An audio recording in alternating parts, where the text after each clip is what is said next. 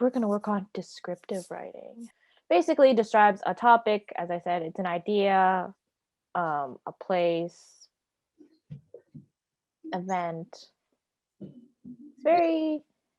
It tends to include the 5 senses: sight, sound, smell. I actually have to count it every time because I always forget which one I've said and which ones I haven't. So descriptive writing makes sure to like tap into these, because this is how people see or like feel, experience the world. So deep, right? Without these, what would your world be like? It's actually a very scary feeling. You know, like that astronaut, like have you heard of like an astronaut training? They like have this special like kind of machine ball that takes away your senses, and it feels like, or like doesn't feel like anything, and you're just like floating in space. But anyway, so, and obviously it includes a beginning, middle, and end. This is very basic. Topic, sentence, blah blah blah blah blah. If you're just gonna give me like the middle or an end, I will understand what's happening.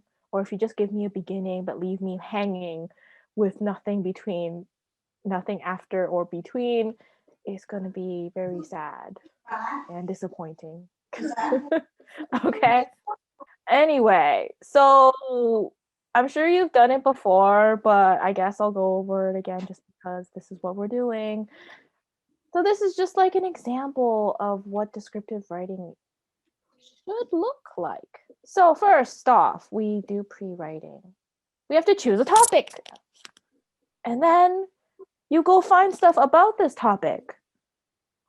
You can't, well, honestly, sometimes you could probably pull it off of your brain if you're telling a story of yourself, but you still need to like somehow jot down some details. And obviously you should also make it easier for the reader, not just yourself. Even if your brain can keep up going 1 through 4, 6, 10, 2, 3. If your brain can do it, props to you, man.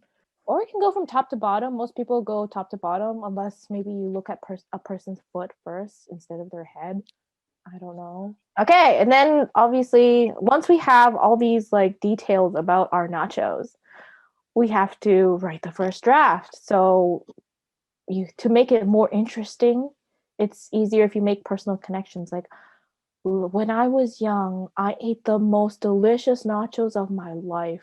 Okay, and make sure you can probably read this on your own, but it's just editing. Make sure your ideas are clear, your organization, your word choice. Don't, as I said, use like more interesting words, bigger words. I'm sure you know more. You're in grade 6 by now.